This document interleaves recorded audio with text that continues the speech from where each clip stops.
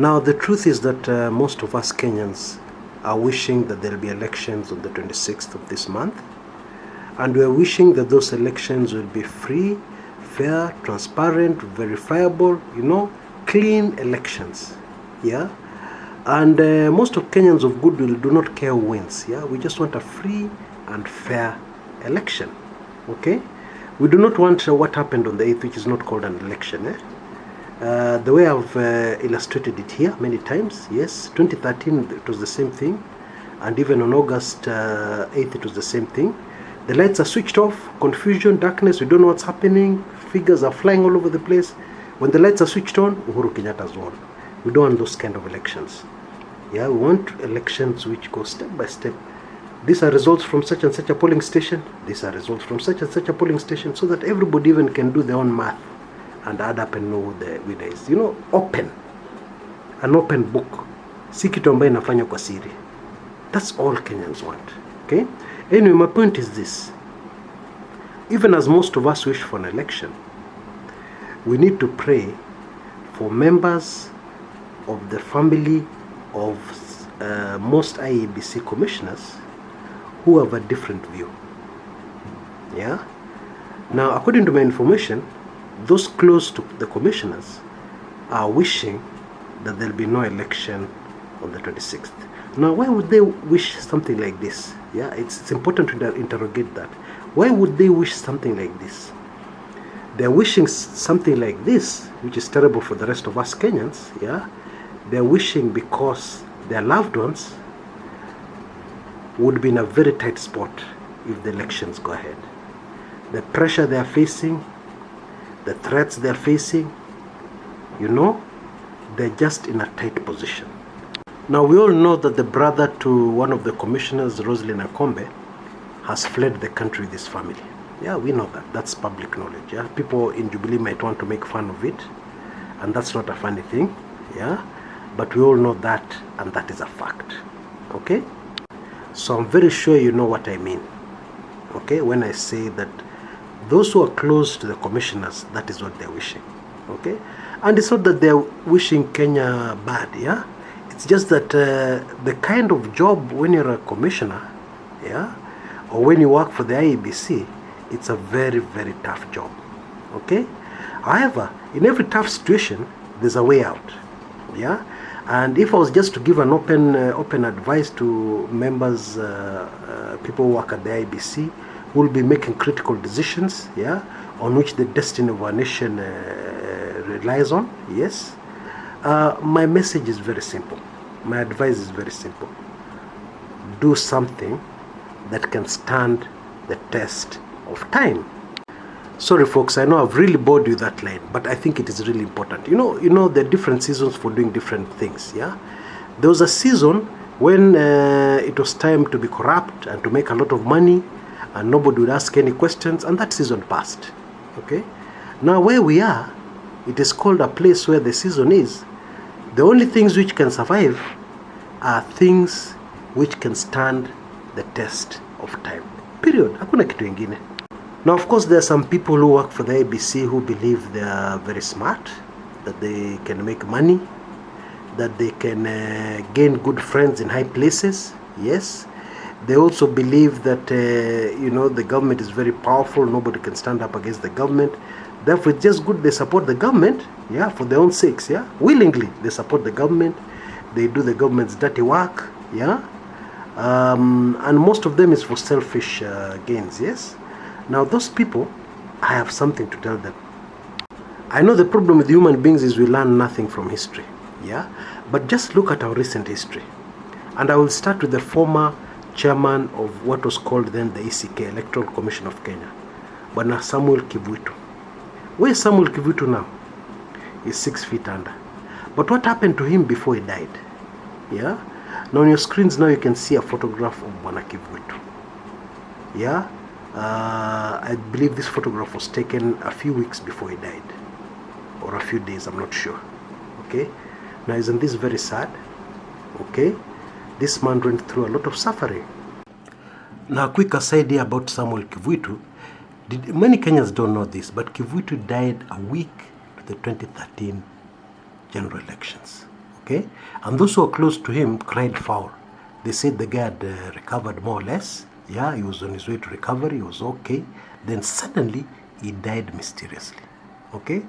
Now, I don't want to speculate, but one thing I can tell you, one thing that the powers that be did not like Samuel Kivitu for, is that he was one of these guys who his courage inaamuka saa ingine na anaongea maneno, okay?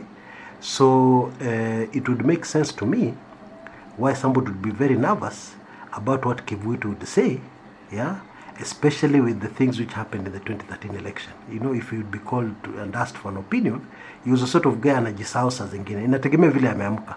He can wake up one day and he just payukas everything, yeah? And some people may have been very nervous about that, okay? I have no idea. I don't know. I don't want to speculate. I'm just giving you the information. I'm just giving you the facts, yeah? So that was Samuel Kivuitu for you. Very sad. Very, very sad, okay? Now, what am I saying? What I'm saying is that yes, you may be threatened. Yes, you may feel your life is in danger. Yes, there are so many challenges. But do what the Supreme Court judges did. Yeah, justice. Don't favor any side. Yes, justice. Just do what the Supreme Court did. And I assure you, the decision the Supreme Court made, the majority in the Supreme Court, yeah, I mean, the majority means it's a court, yeah, the decision they made will stand the test of time. Very simple. You see, the problem with standing on the side of government against the people, this has been a problem since the beginning of time, and always the people who do this do not end up in a good position, yeah. What normally happens is that after the government has finished using them, they are dumped like toilet paper. Yeah, let's just call it the toilet paper syndrome. Okay. Now, many of those who listen to this channel may not be aware of a Kenyan who was called Hezekiah Oyugi. Hezekiah Oyugi was the most powerful permanent secretary. Those days they were called permanent secretaries. Yeah, was the most powerful permanent secretary in the history of the Republic of Kenya. Okay, this is a man who full cabinet ministers used to kneel before him. Yeah, in fact, at one point, he was the PS in the office of the president in charge of internal security, and there was no minister above him, meaning that actually he was the minister. Yeah, there's a time like that. He's a very powerful man. Now, his story is just fascinating. It is said that the reason why he became powerful like that is that during the 1982 coup, when Moi knew that this was the end, he knew there was a coup, and he knew anytime soldiers would burst through the doors and kill him or something, yeah, Hezekiah Oyugi was around, and he said, "Mzee, tutakufa na wewe," something like that. So that made Moi trust him very much. And not only that, Moi had to get back to Nairobi safely because there were roadblocks all over the place. No, that's another time. Actually, that was the second time. The first time and the first incident was after the death of Mzee Jomo Kenyatta. There were roadblocks waiting for Moi all over the place.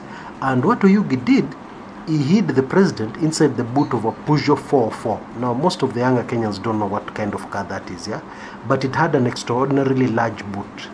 But even with that large boot, the way Moi was tall, he must have been very uncomfortable in it.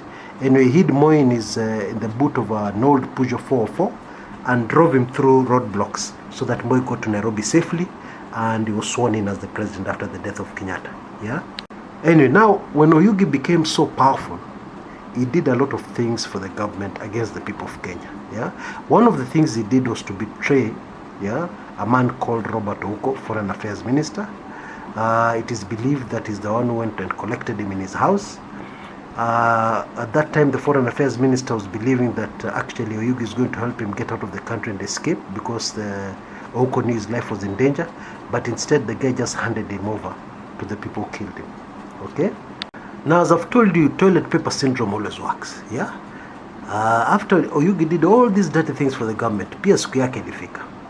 And his was very terrible. He got sick and he was lying in a hospital in London. And according to an investigator attached to Scotland Yard, the person who actually came to Kenya to investigate Ouko's death, Inspector John Troon, yeah, somebody I've had the honor of interviewing actually, yeah, Troon says that he believes Oyugi was assassinated as he was recovering in hospital in London. Okay, that agents, government agents from Kenya, flew all the way to London, and they sorted him out. End of story. Now, IEBC commissioners and those who work for IEBC, I don't want to scare you. I'm just giving you history. What normally happens to people who go against the will of the people, yeah? What normally happens, those people using you, it is just toilet paper syndrome.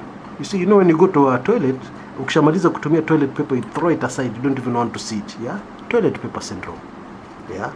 So, do something that will stand the test of time. That's all I have to say. Now, of course, I'm saying this at a time when it is still very fresh on my mind. Yeah, I'll tell you as I finish this recording.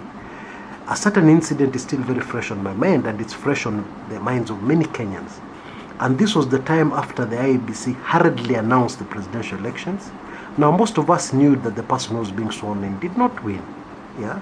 First of all, me, I was following the figures right on the ground. I knew exactly what was going on. And when I saw those figures, I knew they were a lie before even checking anything. Yeah. Anyway, most Kenyans knew that the person who actually was receiving the certificate, yeah, as the winner of the presidential election, was not the winner. Okay. And I saw a certain IEBC commissioner very happy, smiling, very happy to shake the hands of the losers who are being declared the winners. Yeah. And he was jumping around, very happy, and showing how he's rubbing shoulders with very important people in Kenya, etc., etc. And my heart sank. My heart sank because I knew that what was being done here was not justice. What was being done here, I knew would not stand the test of time. Okay? Of course, I didn't know what the Supreme Court was going to do, but I just knew hata ikichukua miaka 10, this will not stand the test of time. One day somewhere, somebody will rise up and say, hapana, ile kitu ilifanyiwa hiyo siku, there was something wrong with it. Yeah. So let's keep on praying for our country, and especially now that what is happening on the ground, maybe let me just mention before I go, is that the NASA protests are picking up momentum. Okay. Now, I don't predict anything, but the NASA protests for a free and fair election, for certain IEBC officials to go out of office, are picking momentum. Now, this means there's frustration right across the country. People are desperate for change, and that is not a very... When people are desperate, nobody's safe when people are desperate, yeah? But Kenyans, millions of Kenyans are desperate for change. And this is a dangerous time for our country. Okay? But IEBC officials, anybody involved with these elections, no matter how you're tempted, money, whatever, just remember humble Chris Kumekucha's advice. Do something that will stand the test of time. Until next time, this is Chris Kumekucha.